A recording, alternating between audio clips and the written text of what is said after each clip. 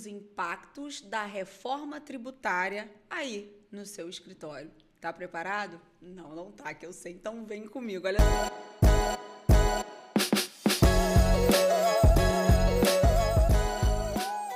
Bem-vindos a mais um episódio do podcast Fora o Glamour. Nesse episódio, eu trouxe uma convidada muito especial para a gente falar sobre os impactos da reforma tributária aí no seu escritório. Tá preparado? Não, não tá, que eu sei. Então vem comigo, olha só. Quero apresentar hoje a doutora Luciana Macedo, que veio diretamente de Volta Redonda para participar desse podcast e trazer essas informações que são tão importantes, Luciana. Eu te confesso que até mesmo euzinha, que tem um escritório já há tantos anos, não faço a mínima ideia do que vai acontecer. Acredito que não vai vir coisa muito boa por aí, não, né? Vindo do leão, eu acredito que não vai vir coisa boa. Mas, assim como eu tenho certeza que vocês estão curiosíssimos, sem saber o que vai acontecer no seu escritório de advocacia. Então, bem-vindos a esse podcast, que é para falar sobre isso. Mais uma vez, quero agradecer aqui à agência Orquestra, que foi quem acreditou nesse projeto, que pegou na minha mão e apertou o play junto comigo, para que nós pudéssemos levar cada vez mais informação com conteúdo prático para aplicação na vida aí de você, advogado e advogada. Então, vem comigo. Vamos lá, Luciana. Se apresenta para todo mundo, seja muito bem-vinda à cidade Sorriso, Niterói, nosso país. Fala um pouquinho sobre você, sobre a sua carreira, de onde você vem, onde você trabalha, com o que você se formou, qual é a sua advocacia. Fala um pouquinho da sua história para gente. Bem, primeiro eu quero agradecer a oportunidade de estar aqui, né? Você é uma grande amiga e tudo que você faz é grandioso.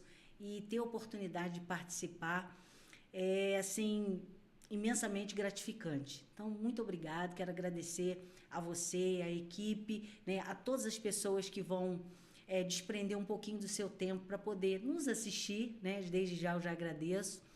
E já fazendo uma introdução sobre a minha vida. Gente, ela é maravilhosa, tá? Simples assim. A gente se conhece há muito tempo. Hoje eu tô com uma mulher muito potente na minha frente. Aliás, esses convidados que a gente traz aqui são sempre muito potentes. Fala aí um pouquinho da sua trajetória, Obrigada. Lu. Eu não vou te chamar de doutora Luciana, não, Pelo tá? amor de Deus, né? Por favor, gente.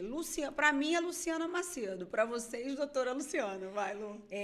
Assim, da mesma forma que você teceu esses elogios para mim, eu quero tecer para você, porque eu tenho me orgulhado muito do seu trabalho, da sua trajetória. Isso é muito importante para a gente, né? Que começou praticamente juntas lá atrás, isso vai ser esmiuçado aqui, então, assim, é gratificante. Bom, Luciana Macedo, né? Como eu sou conhecida, meu nome é um pouquinho maior, mas eu gosto dessa Luciana Macedo.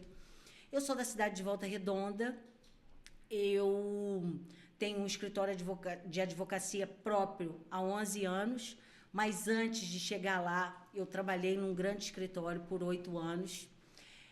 O meu escritório, a gente tem a especialidade da área civil, a gente faz toda a área civil, e eu sou especialista em direito tributário desde 2010, quando eu terminei a minha primeira pós-graduação nessa área, e a gente vem trabalhando, né, no interior e cidades vizinhas, na capital, e graças a Deus... Em todo o sul fluminense, exatamente, né? Você atende ali hoje em todo o sul fluminense, mas sua abrangência nem é só lá em cima, e a gente vai falar sobre isso também por conta das parcerias. Eu trabalho no sul fluminense todo e trabalho também em outros estados, né? Eu tenho clientes em São Paulo, tenho clientes no Rio, tenho clientes em Belo Horizonte, tenho clientes no Rio Grande do Sul e também fora do Brasil. Eu tenho 2 potenciais clientes que têm negócios no Brasil e que eu atuo com eles, trabalhando com eles.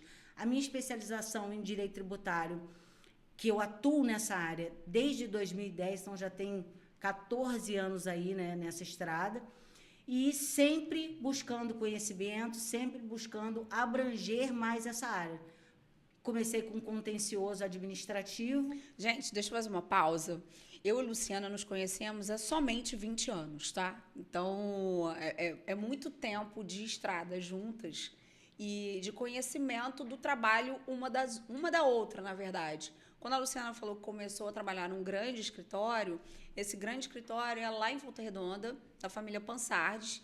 Foi lá que nós nos conhecemos, enquanto eu ainda estagiária e Luciana recém-formada em Direito.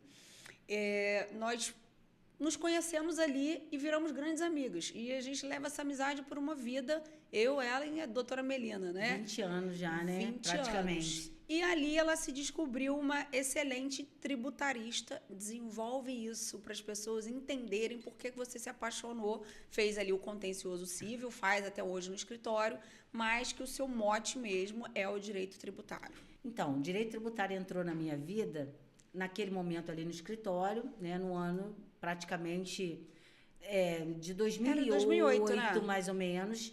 Por quê? Porque a gente foi ali, na verdade, eu já era advogada, mas eu entrei ali praticamente para um estágio, porque eu precisava muito aprender. Você não tinha a prática jurídica. Gente, é o que eu falo o tempo inteiro. Você, com conhecimento, sem prática jurídica, você está sem saber nadar no meio do mar. Eu me formei em 2006, né? Já no 10º período eu já passei na prova da OAB e colei grau e comecei a trabalhar, a fazer o estágio lá em 2007, né? Do Dr. Paulo Pansardes Consultoria Jurídica, que nós tivemos o privilégio de nos conhecer e trabalharmos juntos. Eu já era advogada, mas eu precisava aprender. Não tinha prática. E aí eu fui pegar a prática, trabalhamos, a doutora Melina, que é a nossa grande amiga, me auxiliou, te auxiliou também, porque já estava lá, né, como advogada. Gente, foi lá que eu aprendi a preencher grerge. A Melina era a rainha das grerges, né? E a gente sabe até hoje, né, para ensinar, porque nós aprendemos lá atrás. E dali, só que o escritório é um escritório familiar e as cadeiras já estavam preenchidas, né? E se a gente quisesse uma cadeira ali, ao meu pensar e sentir, a gente precisava ter uma especialização. E eu falei, ninguém aqui faz tributário. E tributário, eu tenho várias demandas tributárias. O doutor Paulo, que era o dono do escritório, uma pessoa que eu tenho imensa gratidão, né? E que me ajudou muito, que sempre caminhou comigo lá atrás, até para eu chegar onde eu cheguei, né, com experiência. Eu fui conversar com ele, eu falei, doutor Paulo, o que o senhor acha? Eu estou querendo fazer uma pós em direito tributário e me especializar nessa área.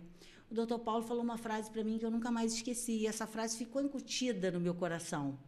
Ele falou para mim, é um excelente direito, porque o Estado nunca vai acabar. As demandas contra o Estado, elas vão existir. Sempre vão existir. Não, foi uma sacada fenomenal, porque realmente todo mundo tem problema com o Estado. Né? Você falece alguém na sua família, você tem que ali saber como é que você vai calcular o ITD nesse imposto de transmissão, qual é a alíquota que vai ser paga, qual não vai, então... Não, e não é. Você está vivendo no seu município, você está trabalhando, tem o ISS que vai cair, a gente vai chegar lá, mas né, naquela época e até agora ele está aí, né? Então, tem a tributação, ela envolve todos os setores. Né? Depois da minha pós, inclusive, eu fiz um curso de especialização na Emerge para aplicação dos tributos em todos os ramos do direito. E olha, pasmem, é fantástico como que a tributação ela é aplicada em tudo na nossa vida. Né? O Estado, como cobrador de impostos, ele faz isso muito bem, principalmente Sim. aqui no Brasil. Né? Então, eu peguei essa dica, aquilo ficou incutido no meu coração e aquilo me deu uma grande Foi motivação. Ali que as portas se abriram para você. Foi ali que a chave caiu. Porque como se tratava à época, a gente trabalhou no mesmo lugar, de um escritório familiar, então nós não teríamos uma vida muito longa ali, porque ou nós seríamos sempre, é o que eu falei já em outros episódios, se você ainda não viu, corre lá para você assistir. Se você quer permanecer como associado, com aquele 1%, às vezes, 2%, que muitas das vezes você sai do escritório e nem recebe por valores grandes de causas que você atua, porque essas causas se prolongam no tempo e você acaba não recebendo o valor no final, porque você sai do escritório antes. E aí foi a sacada da Luciana. Ela pegou esse insight do Dr. Paulo e aí, quando ela foi embora e montar o próprio escritório, que ela vai falar sobre ele agora, ela já tinha um know-how, ela foi guiada por um mentor espetacular, que era o Dr. Paulo, que é um gentleman, e ela montou a própria sociedade chamada... Doutora Luciana Macedo Advocacia e Assessoria Jurídica, porque eu não tenho associado, o escritório é meu e eu tenho pessoas que trabalham comigo sobre a minha batuta, mas eu não tenho outro advogado associado. Temos parceiros, Sim. Fazemos parceria, né? Com licença, somos parceiros de Somos negócios. Parceiros de negócios. Mas assim, o escritório, a figura central do escritório é a Luciana, que atua, né? É uma sociedade unipessoal. Isso aí. No qual quem direciona, quem vai ser o advogado que vai tratar de determinado assunto é a Luciana. E aí eu gosto de falar sobre essa tradicionalidade, né? Esses escritórios artesanais, que o meu é, o seu também, que o seu cliente é atendido por você. E eu acho que isso faz uma diferença. Então, Lu, vamos falar um pouquinho sobre o tema específico, porque hoje vocês vão ver que vai ter uma fofoca aqui. Mas, de qualquer sorte, a gente vai adentrar num tema que é muito técnico. Então, Lu, eu queria te perguntar, já de plano, a reforma tributária brasileira, ela vai trazer significativas mudanças de tributação para os advogados, né? Com desafios, oportunidades e exigindo a adaptação precisa e estratégica. Comenta-se que essa reforma tributária tem alguns pontos negativos. Você pode citar alguns deles para a gente?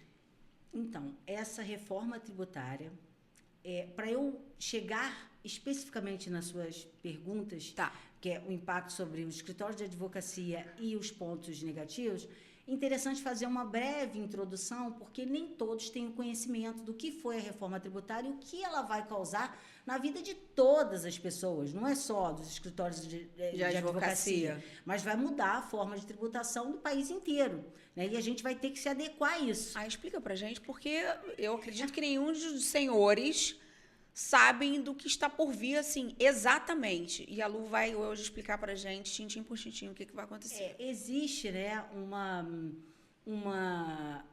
incerteza, tá? Até para nós que somos operadores do direito tributário, a gente não tem a certeza ainda do que vai acontecer, porque a reforma tributária número 132, né, de 2023, ela foi votada, mas ela precisa, para que ela seja colocada em prática, de regulamentação, né? Então, tem 2 projetos de lei para regulamentar essa reforma tributária que ainda estão tramitando.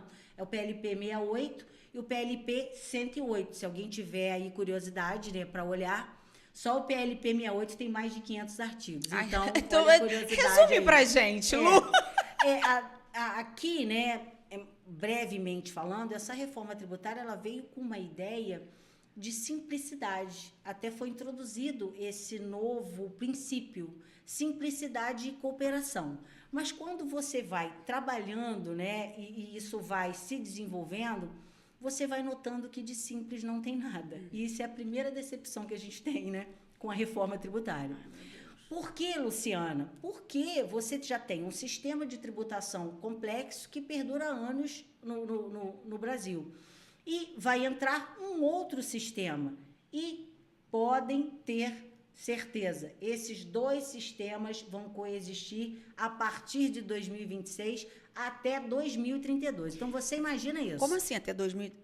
Não, mentira. Fase de transição. Você precisa pegar o sistema antigo, que é o que a gente tem hoje. Fala para as pessoas que sistema antigo, que na verdade não é antigo, né? É o sistema vigente. É o vigente que a gente já fala que é o antigo. Que vai se fundir com o sistema novo a partir de 2026. Isso. Então, o que nós temos hoje como tributação, como imposto? O importante é colocar que essa reforma tributária, ela fez mudanças significativas na tributação sobre consumo, tá? Então, os impostos que vão ser suprimidos, né, é o PIS, a COFINS, o ICMS, o ISS e o IPI, né, que ele vai ter uma abrangência pequenininha, né, na Zona Franca de Manaus. Tá, e aí esses impostos, quais nós já estamos acostumados a conviver com eles, eles serão agregados vai andar em paralelo com quais outros impostos que virão gradualmente sendo substituídos. É importante destacar aqui o seguinte, A reforma tributária, ela já aconteceu e já foi votada. Então, na verdade, essa coexistência do sistema atual vigente, que para a gente já é o sistema antigo, ela só vai existir na fase de transição, para que as pessoas possam se acostumar. Adaptar. Porque esses impostos do sistema antigo, da tributação sobre consumo, eles vão cair. Então, repetindo, o PIS, a COFINS, que são federais, o ICMS estadual, o ISS municipal e o IPI, que é federal, a exceção do IPI, que ele vai ser aplicado só na Zona Franca de Manaus, vamos dizer assim, eles vão sair de cena para entrar quem? A grande estrela do momento que foi colocada aí. Quem? O IVA dual. Olha que nome bonito. IVA dual. O IVA dual. Imposto sobre valor agregado. Ele vai ser agregado de acordo com a cadeia de consumo e serviços, que mais à frente a gente pode esmiuçar, porque é um pouquinho complicado explicar isso. Mas é importante, para quem está assistindo, que quer absorver essa informação, entender que esse sistema atual desses 5 impostos, ele vai cair, tá? E para entrar em cena o IVA dual. O IVA dual, você fala assim, mas por que IVA dual? Imposto sobre valor agregado. Porque ele vai se subdividir em 2 tributos, que é a CBS e o IBS. A CBS é a contribuição sobre bens e serviços, que vai ser de competência federal arrecadatória. E o IBS... que seria o que viria a substituir o PIS, COFINS? Isso. E o na verdade, o IPI, ele vai ser ali, entrou o lugar, o imposto seletivo, né, que é o imposto sobre atividades que causam, né, dano à saúde e ao meio ambiente. Então, você pode colocar ali, né, que é bebida alcoólica, cigarro, né, entre outros. Então, ele está ali meio que intermediando essa saída do IPI. Tá. E aí, o IVA dual, que é a CBS e a IBS, recapitulando, a CBS é a contribuição de bens e serviços, que é de competência arrecadatória da União. E o IBS, ele entra ali no lugar, né, do ICMS e do ISS. O IBS é o Imposto sobre Bens e Serviços, que vai ter ali uma competência concorrente que está sendo definida, né, a aplicabilidade nesses projetos de lei que vão regulamentar a reforma. Então, assim, é importante passar para as pessoas que está tudo ainda indefinido, né? Até essa ideia de simplicidade, ela caiu por conta disso. Porque para mim não parece nada simples. Eu acredito que para quem está ouvindo também não. E por isso é tão importante vocês começarem a contactar profissionais tributaristas para que eles expliquem e esmiuçem isso 1, 2, 3, porque eu tenho certeza, Luciana, essa nossa primeira conversa não vai sanar todas as minhas dúvidas. A gente vai ter que sentar ainda algumas outras vezes para que esses pontos se fechem na minha cabeça, porque está tudo muito confuso. Veja, você tem 5 impostos que serão substituídos por 2 impostos que terão subcategorias, não é isso? Serão substituídos pelo IVA dual, né? Que é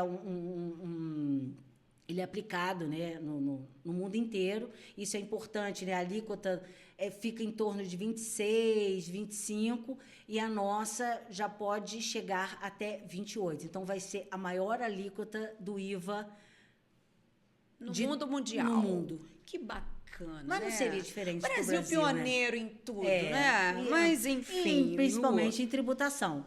E o que acontece? Essa ideia, né, de simplicidade, ela cai por quê? E é um dos pontos negativos que você me perguntou. Eu ia perguntar logo. Essa ideia de simplicidade, ela não existe. A gente está vendo. Primeiro porque um projeto de lei, o 68, que tem mais de 500 artigos, não pode ser simples, né? Para você entender. Só que estão sendo adequados, estão sendo conversados através de audiência pública, Senado, Congresso, várias coisas estão acontecendo em paralelos, porque os especialistas estão opinando que são realmente aqueles que têm que colaborar, que têm conhecimento. E assim, estão sendo abertas audiências públicas, eles estão indo falar na Câmara, no Senado, justamente para poder acompanhar. Então, assim, muitas coisas já aconteceram. A exemplo do que vai mudar na vida dos advogados, né? A OAB ela foi bastante atuante nesse sentido por conta do Simples Nacional. Então, essa era a próxima pergunta. É bom porque esse assunto ele vai se desencadeando automaticamente. E a próxima pergunta era exatamente sobre isso. Quais são as melhores formas dos advogados se prepararem para essas mudanças? Se é que há, né, gente? Vamos combinar? Então, os advogados, os escritórios de advocacia, né? Porque a gente trabalha por áreas e essa é uma área muito específica. Então, assim, eu aconselho a buscar auxílio de um profissional especializado que vai fazer as orientações junto com a contabilidade de como você trabalhar. Por quê? Porque, voltando à questão da OAB atuante, o Simples Nacional ele vai continuar, mas ele tem nuances, porque os impostos ali que estão contidos, que formam o Simples Nacional, eles vão cair. Como é que vai ser essa introdução? Ah, entendi. Então, você está me dizendo o seguinte, por exemplo, hoje eu pago o Simples, mas como vai impactar no ISS ou no ICMS, vai impactar a minha advocacia indiretamente, porque eu sou simples, por exemplo. É então, isso que e você está aí, dizendo? exatamente. E aí, essas alíquotas do IBS e da CBS, elas vão ter que ser adequadas ali para o Simples Nacional. Isso tudo está sendo fechado nesse estudo que está sendo feito nessa votação dali para frente para ver como é que vai ficar isso. Existe essa dúvida. Mas o bom é que o sistema simplificado do Simples ele vai continuar. Ele permanece. Tá? Ele permanece. Agora, você vai poder escolher se você vai querer ser simples ou se você vai ir para o sistema novo. E aí você vai ter que fazer o cálculo dependendo do seu faturamento. Do faturamento anual. Se você vai pagar, né, pelo IVA, se você vai escolher ali esse sistema novo ou se você vai permanecer no simples. Tá, e aí algumas pessoas, alguns escritórios são simples hoje, né, o faturamento até X mil, X milhões, e outras entram pelo lucro presumido. E isso também vai funcionar para quem estiver no lucro presumido? Vai, porque aí vai ter que se adequar ao sistema atual. Aí vai para esse novo sistema. Quem opta por essa outra forma de tributação que não é o simples, tá? Até 4 milhões e 800 mil, eu acho simples, né? Que ele fica ali. O que excede a isso, obrigatoriamente você tem que escolher outro sistema. Ou então, se você está dentro do simples, você pode optar. Então, essa é uma mudança, isso foi positivo. Né? Um ponto negativo, eu até coloquei aqui, é o artigo, na PLP 68, é o artigo 24, se eu não me engano. Deixa eu dar uma olhadinha nele aqui. Dá uma olhada. É bom que a pessoa organizada, ela traz livro, ela traz, não é anotações, apontamentos, entendeu? Então, um dos pontos negativos, a gente tem que ficar muito atento com isso tudo, e graças a Deus, né, os especialistas que estão ali nos representando, sendo convidados e tudo, eles estão fazendo essas observações. Existe um artigo, né, até anotei aqui, o 24, inciso 5 do PLP 68, que ele, assim, na surdina, tá? Ele incute uma responsabilidade solidária, olha só, dos operadores do direito, dos contadores, dos administradores, em cima dos pareceres sobre tributação que ele prestar ao seu cliente. Então, basicamente, como né, assim? Você dá um parecer sobre uma operação ali para o seu cliente e, vamos dizer assim, isso vai de encontro, né? Hipoteticamente, que a gente está tentando aplicar o caso concreto, ao que o fisco, né, a Fazenda Pública entende, você venha a contender e, caso perder, o advogado parecerista, o contador que assinou o parecer ou que atuou, ele tem responsabilidade solidária no pagamento do tributo. Isso é um abuso. Então, assim, existem coisas... Gente, isso é um absurdo. Isso é um ponto negativo. Então, isso tudo está sendo observado e está sendo questionado para que a gente não entre de gaiato, vamos dizer assim, né, numa história dessa. Nós não somos contribuintes, devedores do tributo. Exatamente, você acaba sendo solidário de um tributo que você não deve. Não deve. Então, é um ponto negativo. Então, a gente tem que ficar... Outro ponto negativo é que esses dois sistemas, eles vão coexistir, voltando lá atrás que a gente estava falando, juntos, de 2026 até 2032. Você imagina, já Isso é vai ser uma difícil, é um confusão. caos. Vai ser um caos. Gente, olha só, até os contadores que não estiverem preparados tecnicamente, vai ser complicado. Não dá para você confiar em qualquer contador aí não, porque pode colocar tudo em risco. Em risco. E outra coisa que foi observado nos projetos de lei complementar, também como ponto negativo, é que tudo é indúbio pró-fazenda pública. Sempre. Mas assim, é demais. Sempre. Gente, excedeu olha, o limite do razoável. Quando eu vou a alguns julgamentos em segunda instância no TRF, é tudo pró-fazenda. É incrível. E a gente, quando consegue uma tese, né, interessante, que a gente está ali com... naquela contenda com a fazenda, e a gente consegue uma tese interessante, que cola, que vai, eles rapidamente, né, eles já fazem um julgado diferente. Aí você pode observar, já tem uma súmula, acontece isso, só que na reforma o projeto é muito tendencioso à fazenda pública, e principalmente, né, mais temas para a gente discutir mais à frente, essa questão, né, de como vão ser essas devoluções dos créditos tributários, principalmente como vai ser a aplicabilidade desse contencioso, essa divisão, né, de arrecadação entre União, municípios e Estado, porque isso não está no sistema atual, isso é bem dividido. Uhum. Você sabe que o ICMS é o Estado, você sabe que o ISS é o município, né? Os impostos federais, o PIS, a COFINS, o imposto de renda, né? É federal. Então, assim, esse IVA aplicado, ele vai ter uma concorrência aí de arrecadação que também está sendo definida, ela não está estabelecida. Então, o que eu posso dizer para vocês aqui, com relação a isso, é que existem muitas coisas que vão acontecer. Existem profissionais muito gabaritados que estão sendo convidados, né, tributaristas renomados do Brasil, para acompanhar essas mudanças, estão ali lutando pelos direitos dos contribuintes, lutando, né, por uma aplicação de uma igualdade, uma né, tributação justa, né? Mas assim, o projeto em si, que veio para simplificar, ele acabou meio que tumultuando. Mas, assim, como todo bom brasileiro, a gente tem que ter expectativas positivas, né? E é o que a gente espera desse novo momento. E será um grande momento para nós, operadores do direito, que trabalhamos nessa área. Parabéns.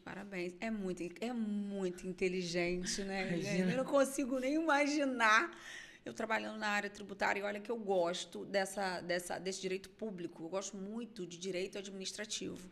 Mas essa questão de tributação é uma responsabilidade. Claro que todos nós, operadores do direito, temos uma responsabilidade muito grande com as causas dos nossos clientes. Mas pensa, se você procura um tributarista que não seja qualificado, isso pode te causar um dano de quebrar a sua empresa. Se você paga um tributo de forma errada, se você declara um imposto de renda e omite valores. Então, se você não tem um bom tributarista do seu lado, se você não tem um bom contador ao seu lado, você pode colocar tudo a perder. Lu, eu queria que você desse ali conselhos para jovens advogadas construírem uma carreira de sucesso. Interessante isso, né? A gente, hoje, depois de 19 anos aí na estrada, né, a gente aprendeu algumas coisas, umas mais fáceis, outras a duras penas, Você né? vai ter que falar um momento fora o glamour, ainda vai chegar aqui, tá? Vou Porque falar. hoje ela está aqui plena, tributarista, falando de leis, projetos e afins. Mas a gente já passou muito perrengue. Já passamos muito perrengues e passamos perrengues, né? Chiques e por aí vai, porque a vida nos bastidores é um pouco diferente desse... E a ideia desse podcast é realmente mostrar os bastidores também. Então, eu queria que você desse conselhos para esses jovens advogados, advogadas em sua grande maioria, conselhos, né, do que fazer, do que não fazer e do que você já fez que deu errado, mas esse vai ser o momento fora o glamour. Então, o conselho que eu dou para os novos advogados é ter vocês têm que ter bastante persistência e resiliência. Nossa! Porque só chega onde a gente chegou, né, depois de muitos anos, se a gente persistir, porque esse caminho inicial ele é muito difícil. Eu me lembro que eu comecei a ver os louros da advocacia, né, a falar, pô, estou ganhando aqui dinheiro com a advocacia uns 8 anos depois de estar na estrada, porque você até lá você faz para se manter, né? E aí você começa a ver, né, os resultados, e isso é muito gratificante. Agora eu vou contar para vocês, porque eu não venho de uma família de advogados, né? Eu não venho.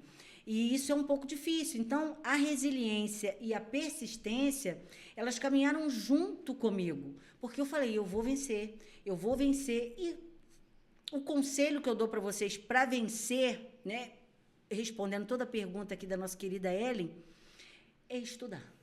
Não tem outra não tem chat GPT não, tá, gente? O chat GPT é para auxiliar, mas ou você estuda, você vai ficar no caminho. Se você não estudar, isso eu incuti no meu coração. Eu, quando fiz Emerge, eu tinha minha filha tinha 2 anos e meio. Eu deixava ela, né, com a minha irmã de coração, e eu fechava o escritório 3 horas da tarde e vinha para cá, estudava até 8h30 da noite, e ia embora na Avenida Brasil. Chegava para pegar minha filha com 2 anos de idade às 11 horas da noite. Pegava essa Avenida Brasil sozinha, eu e Deus. Muito bacana você falar sobre isso, porque muitas das mulheres que estão nos assistindo podem estar pensando, mas eu não tenho como deixar minha filha, minha família, e aí como é que vai ser? Meu filho vai me culpar depois. Tira essa culpa do seu coração, porque você só vai vencer na vida tendo dificuldades e passando por elas. A minha vida não foi fácil, a da Luciana não foi fácil. Então, se você persiste, se você tem resiliência, se você tem um objetivo, porque o seu objetivo era vencer, para fazer com que sua filha tivesse uma boa educação, tenho certeza. Trazer conforto, né, para minha casa, para minha vida, e principalmente chegar num patamar profissional que eu cheguei. Isso só seria possível se eu estudasse, se eu corresse atrás, porque eu achava lindo, né, ver as pessoas falando, né? Esse é o glamour da advocacia, né, que era o meu grande mentor, que foi né, o dono do escritório. Eu falava assim, eu achava lindo ele defendendo as teses, ele escrevendo. Então, assim, eu tive uma meta. Eu falei assim, nossa, é aquela admiração do bem. Você fala assim, nossa, eu quero ser assim, eu quero chegar assim, mas pelos meus próprios meios. Como é que eu vou fazer isso? Bem, eu não venho de uma família, eu sou a primeira advogada da minha família. Depois, eu tenho 2 sobrinhas. Eu também! Até isso, né? Eu tenho 2 sobrinhas advogadas, formadas, que com certeza eu acredito, né, que se espelharam no meu esforço, em mim.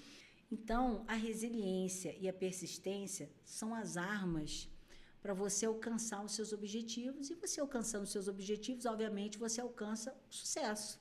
Né? Que não é fácil, né? Hoje as pessoas olham... É porque a gente está vivendo um mundo muito imediatista, onde as pessoas querem tudo... A velocidade do WhatsApp é 1.5, 2.0... se você não atende o telefone, não responde a mensagem da pessoa na hora, ela fica desorientada porque ela quer o acesso a você rápido. E aí as pessoas acabam transferindo isso para a própria profissão, que é a advocacia. Mas no direito não é assim. A gente não começou a ganhar dinheiro do dia para a noite. Foi muito estrada, foi muito sacrifício, noites de estudo, abdicação de família, de estar longe dos filhos para estar estudando. Eu também vim para o Rio. Eu deixei minha filha com 2 anos também de idade, com a minha mãe, com meu pai. Eu viúva, deixei ela com os 2. E você sabe que ela se lembra até hoje. Ela falava assim, quando que a minha mãe chega? Vai chegar de dia ou de noite? Porque eu lembro que era horário de verão e ela ficava esperando eu chegar. E ela até hoje ela lembra. Mamãe, foi o pior período da minha vida, ela lembra. Ficar longe de você. Mas hoje ela entende como foi importante. Eu tenho certeza que ela sente orgulho da pessoa que eu me tornei, da advogada que eu me tornei. Não obstante, ela vai escolher direito para fazer no vestibular. Então, acho que deu certo, né? E eu queria perguntar para você, Lu, se você... Deixa eu só fazer um adendo aí, antes de você fazer a sua pergunta. Deixa. Eu tenho 2 filhos, né? Uma de 11 e um de 6 anos. Fala um pouquinho sobre isso. Vamos fofocar agora. Assim a minha vida, né? A Antonella, quando ela nasceu, 4 meses depois, eu já fui para o escritório novo, né? Ela tem exatamente os 11 anos aí do meu escritório solo. E ali foi uma luta, porque eu sempre tive que trabalhar, eu sempre eu não podia dar aquela atenção. Tinha um sonho da maternidade, que era um verdade. negócio de louco. Ela queria ser mãe de qualquer jeito. Quero ser mãe. E graças a Deus eu realizei, né? Sou mãe de dois, um casal.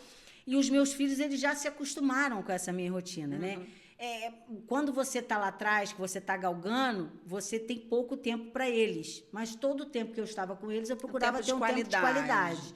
E eles já vêm aprendendo. Então, eles não são crianças mimimi. Ai, mamãe. Não, mamãe está aqui, vamos fazer as coisas com a mamãe não está aqui. Então, às vezes, eu estou em São Paulo, ou estou no Rio, igual eu estou aqui desde ontem, só vou chegar em casa hoje à noite. Eles estão lá tranquilos, porque eu criei os meus filhos assim. Com esse vínculo materno de uma mãe presente, de uma mãe amorosa, mas de uma mãe que precisa trabalhar. Porque você não transmitiu para eles algo que muitas mulheres transmitem: a culpa. Você não sentiu culpa. Você sentiu necessidade, porque ou você fazia ou você não chegava onde você chegou hoje. Não, no fundo, a gente fica temerosa porque por trás, né, do empreendedorismo, do querer, das metas, do ser bem-sucedido, você é mãe. Sim. E esse sentimento de mãe, ele não muda. Só que você tem que, em determinados momentos da vida, tanto eu como você, que nós, né, fomos lutadoras para chegar onde a gente chegou, você tem que colocar esse sentimento de mãe ali, quietinho, numa caixinha, e abrir uma outra caixinha para você galgar o seu sonho, porque o seu sonho vão se refletir nos seus filhos. Né? Hoje, o que eu posso proporcionar para os meus filhos, eu falo isso, mas eu sou casada, sou muito bem casada, né? Eu e meu marido, a gente...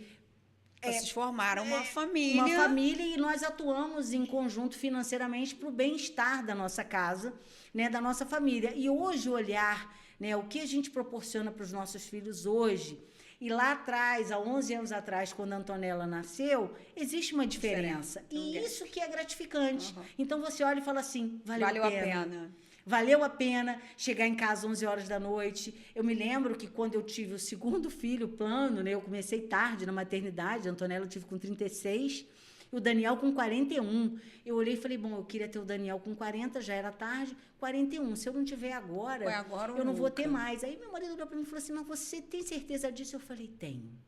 Tenho certeza disso porque eu quero o segundo filho, eu quero essa maternidade, e se não for agora, não vai ser mais.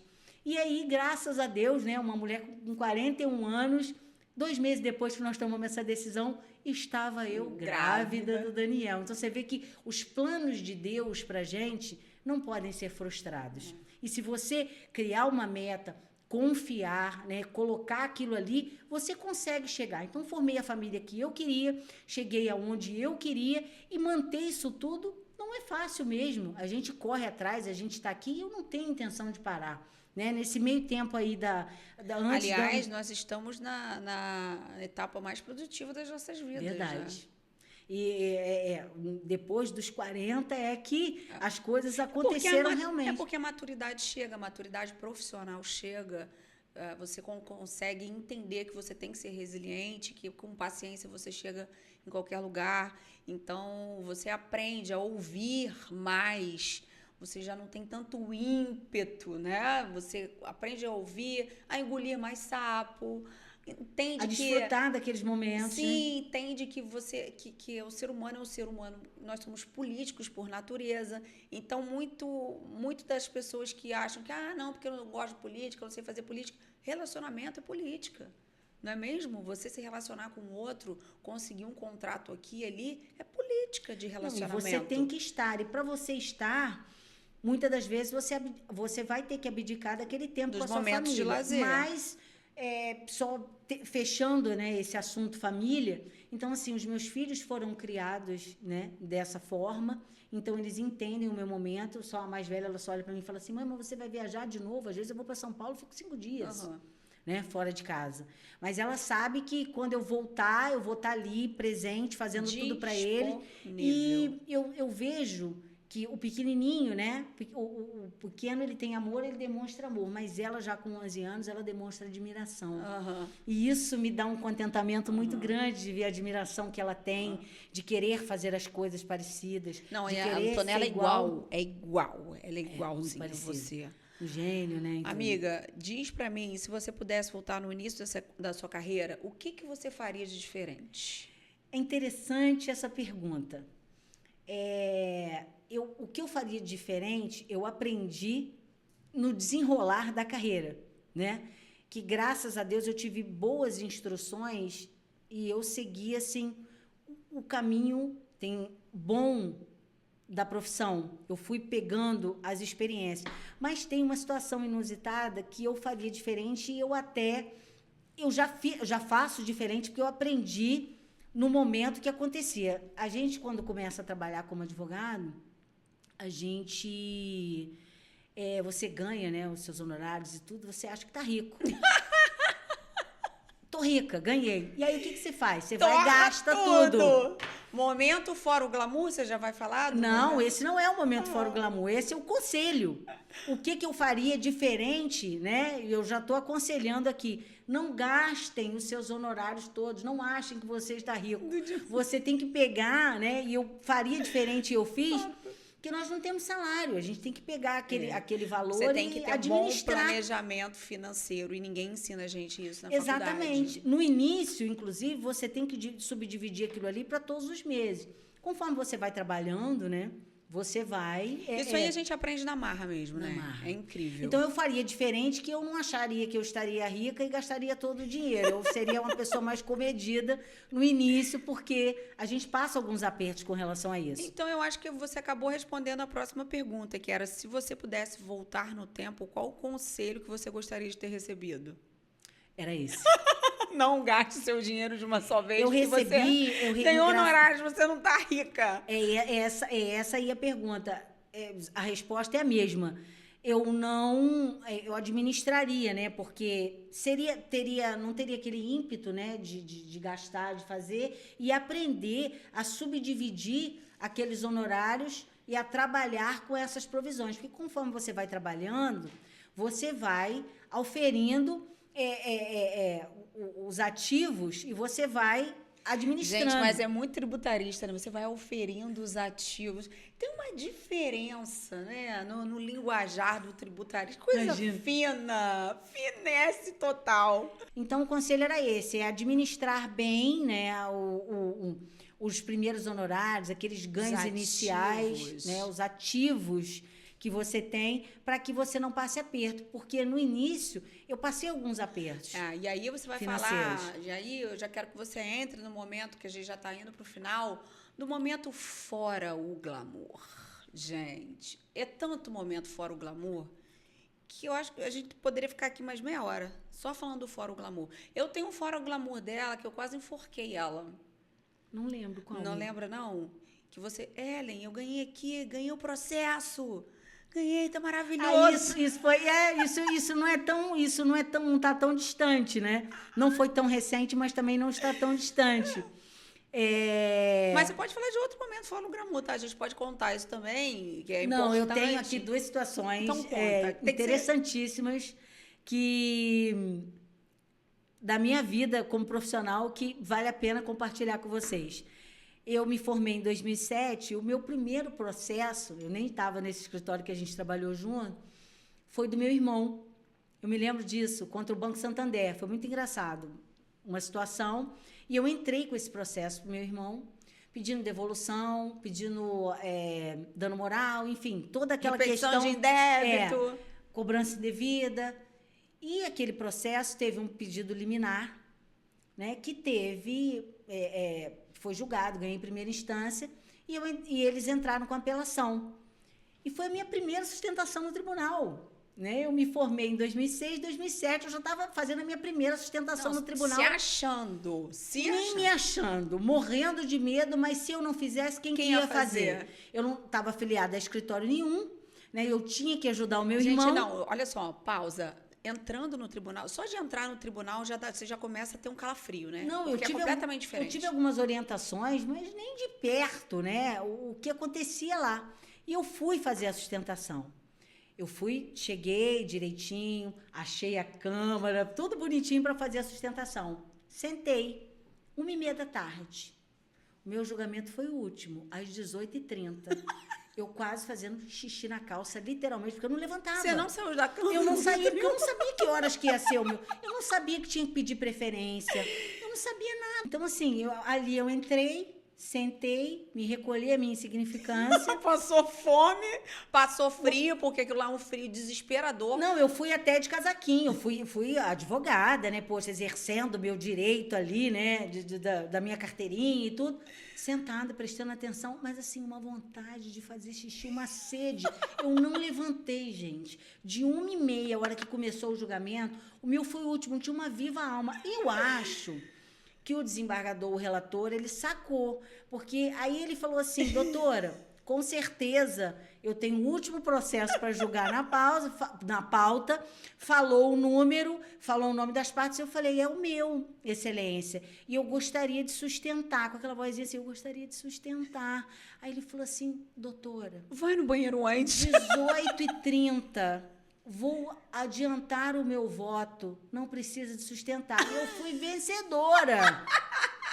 Porque eu acho que estava escrito na minha cara, estou sofrida aqui, com muita vontade de fazer xixi, praticamente fazendo xixi na calça, morrendo de sede, a boca seca, aquela coisa assim, já desfalecida, mas ali, porque eu não tinha noção do que era preferência, de se eu podia levantar. Eu não sabia que tinha que olhar a pauta para ver o número da pauta. Eu não sabia qual que ia ser julgado. Então, assim, eu sabia que eu tinha que estar ali e que eu tinha que defender o direito do meu irmão. E você não saiu. E eu não saí. E aí ele falou, doutora, não precisa fazer a sua sustentação. O banheiro é logo aqui ao lado. Eu vou ler o meu voto. Por quê? Porque você já era vencedora. A apelada, eu já era vencedora e o voto dele, né? E, poxa, foi lindo, porque meu irmão ganhou uma bolada. Na época, 2007, meu irmão ganhou 24 mil reais de indenização. Era uma grana isso, né? E ele acolheu todas as minhas razões e foi lindo. Depois o banco não recorreu e dali o meu irmão foi vitorioso. Essa é a minha primeira experiência, né? Do Fórum Glamour, né? Gente, como é que ficou apertado esse tempo todo? Deus eu saí dali, assim, direto praticamente com infecção urinária, porque você não faz xixi, você prende esse tempo todo, né? Mas assim, vibrando de alegria, de felicidade, porque eu tinha conseguido e foi meu primeiro processo. E teve, né, um fórum glamour da advocacia que não foi tão recente, também não foi tão distante. Isso tem uns 8 anos, né? Eu vim fazer uma sustentação numa câmara. Determinada. E... Gente, pausa. Sustentação, a gente está dizendo, é quando você tem, para muitas pessoas que não têm conhecimento ainda e acompanham a gente aqui no canal, quando você perde um processo, você recorre. Ou quando você ganha, mas acha que ganhou pouco, enfim, ainda falta complementar algo, você faz um recurso, propõe esse recurso vai para o tribunal. E lá nas câmaras são julgados pelos desembargadores. Naquele momento, se for, por exemplo, uma apelação, que é um recurso no qual você tem a possibilidade de sustentar oralmente, que é fazer isso aqui, subir da tribuna, parar de frente ao microfone e falar para os desembargadores da Câmara as razões do seu recurso, o porquê da reforma daquele recurso, né? Daquela sentença, na verdade. E é aquele momento que você faz a sua sustentação oral durante até 15 minutos, para uma parte e para outra. Então, é sobre isso que a Luciana está falando. E aí eu fui sustentar, era um processo do escritório antigo que eu trabalhava, e eu tinha que sustentar, porque eu ainda estava ali naquele processo. Eu até perguntei, né, para o doutor Paulo, na época, se ele queria sustentar. Ele falou que não, que era para eu sustentar, e era um processo um pouco complexo. Um direito, assim, bem difícil, inclusive, que a gente já não tinha tido êxito em primeira instância e estava tentando reverter em segunda instância, o que é bem mais difícil, né, quando você não vem da primeira instância vencedor. E eu fui ali... Eu achei esquisito, já com experiência de sustentação no tribunal, já com experiência de vir aqui, eu fui pegar a pauta para pedir a preferência. Ah, já sabia. Né? Não, pô, 8 anos atrás a gente sabia. Ela não sabia lá atrás quando começou. E eu fui pegar a pauta para pedir a preferência e para pedir a palavra, para fazer a sustentação oral. Quando eu olho na pauta, naquela coluninha de você colocar o nome para fazer a sustentação oral, ninguém. Eu falei, ué, o que é isso? Não entendi nada. Bom, eu preciso sustentar porque eu preciso reverter essa decisão. A única, o nominho lá, para sustentar. Eu não entendi nada. E chegou todo mundo assim, né? Eu sentei. Aí, quem sustentou? A Fazenda Pública sustentou e um membro do Ministério Público foi ouvido em alguma situação lá. O resto, todo mundo quietinho, assistindo o julgamento. Chegou a minha vez. Quando eu levantei, eu senti assim, um clima esquisito, mas tudo bem, né? Fui lá. E eu descobri, naquele momento, por que ninguém sustentava naquela Câmara. A senhora presidente da Câmara simplesmente não me deixou falar. Ela não fazia parte do meu julgamento, ela não ia votar no meu julgamento, mas ela interferiu inúmeras vezes na minha fala. Ela me desconcentrou, eu fiquei desconcentrada, né? Eu achei um desastre, inclusive, tá? A ponto do relator intervir, né? E sentiu todo aquele clima que estava ali, porque eu fiquei completamente desconcentrada. Você precisa de uma concentração. Sim. E ela não te desestabiliza. Exatamente. Não e ali eu já fiquei nervosa, porque você, né, você vai para lá, você tem que trabalhar o seu emocional, porque você não sabe o que vai vir, ok, mas você não pode ser interrompida, né, de forma grosseira, porque ela era grosseira. E aí me desconcentrou, né, e o resultado, óbvio, que não foi positivo. E o relator, assim, um cavalheiro, interviu e agradeceu a minha sustentação e já partiu para a leitura do voto, porque a coisa ficou, assim, bem tensa na Câmara. E ali eu entendi, naquele momento, por que ninguém sustentava naquela Câmara. Porque, simplesmente, havia um comportamento hostil do presidente daquela Câmara. E assim, esse momento fora o glamour é um momento bem constrangedor mesmo, gente. É um momento para o qual todos vocês devem estar preparados, porque a gente chega sempre com um sorriso no rosto, cumprimenta a Câmara, na pessoa do presidente, na pessoa do qual cumprimenta todos os demais componentes daquela Câmara, cumprimenta os advogados que estão ali assistindo, e no fim das contas, se você não é bem recepcionado, te desestabiliza de tal forma que você não consegue dar sequência à sua sustentação. Então, estejam preparados para qualquer tipo de circunstância que vocês vão enfrentar pela frente. Porque esse momento fora o glamour, que realmente é um dos piores, assim, que se pode experimentar, né? na exercício da advocacia. Assim, que eu me lembro, foi esse. Não, tem uns piores, mas é melhor a gente não comentar. Fica para uma próxima vez. Lu, queria agradecer a sua participação. Acho que foi muito bacana. Obrigada por você ter percorrido aí 130 quilômetros para estar conosco hoje, esclarecendo para as pessoas.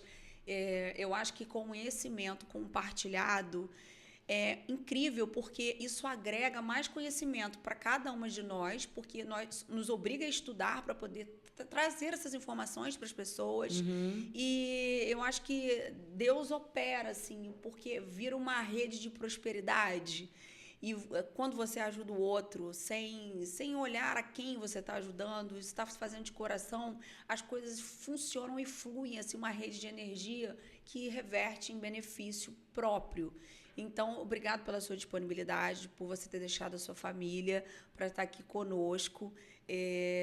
Nós hoje falamos aqui sobre as alterações da lei tributária e como isso vai impactar em cada escritório de advocacia. Luciana deu as orientações para vocês que são advogados, que pretendem, ainda não sabem para qual área ir, você que está terminando sua graduação ou você que terminou e ainda está meio perdido. O direito tributário é, sim, uma fonte inesgotável de oportunidades para que vocês tracem a sua carreira de uma forma exitosa.